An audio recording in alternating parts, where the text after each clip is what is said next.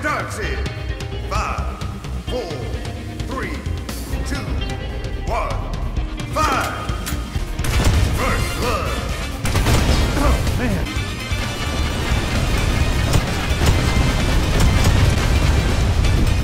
What's up, guys? I'm here with Dave Oshry, and he is showing off Rise of the Triad at PAX East, and they've been going crazy for this all weekend. They have. The response has been awesome, even more so than when we had it at QuakeCon and PAX Prime, because this is the biggest we've had it. I mean, the game's coming out in a few short months, so the multiplayer is getting really close to done, and it's better than it's ever been, and people who remember the old game are loving it. People who have no idea what the old game is are loving it. People who love games like, Quake 3 Arena and Unreal Tournament are loving it. So, winner! This guy!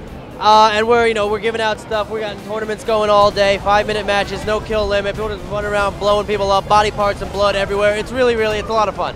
Now, you guys have taken the insanity in this and ramped it up a lot. What made you want to bring back Rise of the Triad? Everybody keeps asking me that, and my answer is because we are absolutely 100% batshit crazy.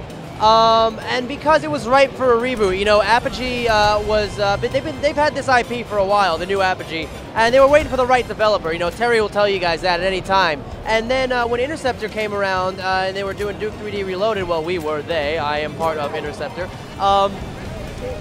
People noticed, the way, the reverence and the, how faithful that reboot was going to be, and how Frederick and the guys clearly know what's up, with the right way to bring an old school first-person shooter from the 90s into the modern era. So, when Apogee and Interceptor got together, Rise of the Triad just seemed to be like a perfect fit, especially since they own the IP outright and we can do whatever we want with it and have tons of fun.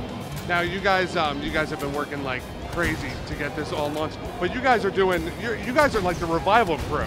Yeah, well, we don't want to be known as like a reboot factory, right? But like we're pretty good at it, or at least that's what people have been telling us. So I mean, we're doing Rise of the Triad. We're bringing the the old Duke Nukem games to iOS, and after that we got a bunch of other stuff lined up. Are they all retro reboots?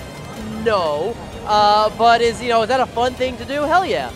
Because you're bringing back the badass ones. Is there a system where you just go, all right, well, let's figure out what's the badass thing that we could do? Well, when you're working with companies like Apogee and 3D Realms, they kind of all sit around, Scott and George and Terry at the new Apogee and Fred and the guys at Interceptor, and they're like, well, what's floating around? What do we want to do? Well, can we do Rise of the Triad? Yeah, can we do Duke on iPad? Can we do Blake Stone on Yeah, let's do that too. Boppin', Star Gunner? Yeah, bring everything to Steam, So it's fun messing around with all these old games that we all grew up playing, and we've kind of bridged this gap, which is awesome, because we're working with guys that worked at the original 3D Realms and Apogee software in the early 90s. Like, they're still making games, but now we're old enough, we played their games growing up, and now we're old enough to work with them. So we've kind of bridged this gap of game developers, and it's really cool because, there's literally 20 years of, game dev history all floating around with these IPs, and it's all kind of culminated into what you see Rise of the Triad being today. And one thing that they can have fun with is the mods on this, right? Yeah, that's right. So the game's fully moddable, and we're shipping it with mod tools. So, and it's also going to be, it's a Steamworks and a Steam Workshop game. So you're going to be able to make all your own mods, use all our tools, and you can share those mods with the Steam Workshop just like Skyrim or Team Fortress 2.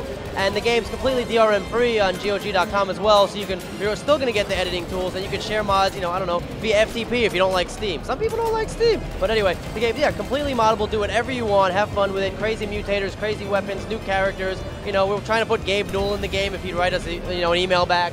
Anything can happen, but we love keeping it open like that. We want the community to have fun with it. We're going to be releasing free DLC, free map packs, weapon packs, all that kinds of stuff. And we think that's the way to do it, keep it open, keep it fun, keep it DRM free. Now, what's one of the most favorite things that you've done when tinkering with this so far? That's a good question. I think the way we've changed the weapons, because the original weapons, they're all back, and they all work pretty much the same way as they did the original, but we've added like alternate fire modes to all of them. So like the flame wall still shoots a wall of flame, right? But now if you right click, it works like a needler, and the needles will stick into people and explode, The drunk missile still has its same 5 heat-seeking rocket modes, but the main fire is now a Gatling rocket launcher. So it's fun. So we're bringing the old weapons back, but we made them even crazier, because it's just more fun. The firebomb, now you can shoot it out and down. And if you can slam dunk it down the well in map 1, Charles Barkley will show up and Space Jam will play. And we are going to get sued by the Quad City DJs, and I don't care. Come on and slam.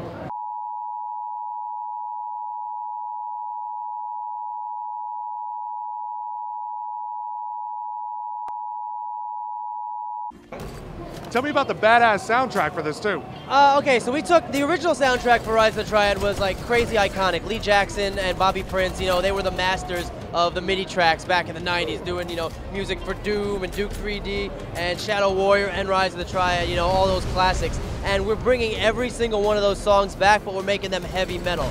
And we've got our guy Andrew down in Texas, who's a real metalhead, and he's also a composer, because they're metalhead composers, you know, they exist. And he's done an awesome job of bringing them all back. So we're going to release the soundtrack as a separate album. You'll be able to buy on Steam, buy on iTunes, get it on GOG.com as well. So we're really proud of that because the awesome music was such a key part of the original Rise of the Triad. So we're really happy to be bringing that as well, you know, as well as bringing back all the crazy weapons, all the crazy modes, you know, dog mode, god mode, shrooms mode, lasto mode, mercury mode, where you get wings and fly around. I mean, the game's just nuts. So we're bringing back everything that people loved about the original, including the music, and people love it so far. It's going right on GOG, right on Steam, right on iTunes. We might do a CD. If people really want it, we might release it on vinyl. I don't know, who the hell knows? Metal vinyl video game music. It's a thing. Then if we get Ray Gutierrez, Yeah. he could just spin it. Ray could just spin it. Spin it with the launch of the Spin it at PS4. parties. Rise of the Triad, PS4 confirmed. Ray Gutierrez exclusive. And now, when can we get our hands on this, and how much is it running us? Okay, $14.99 coming out this summer on Steam and GOG. And yeah, we hope you love it. For that price, that's badass. That's awesome. Thank you, man. Dave, thank you so much. Thank you. Much appreciated. And we're gonna get back to the craziness of the floor. And you keep trolling these people.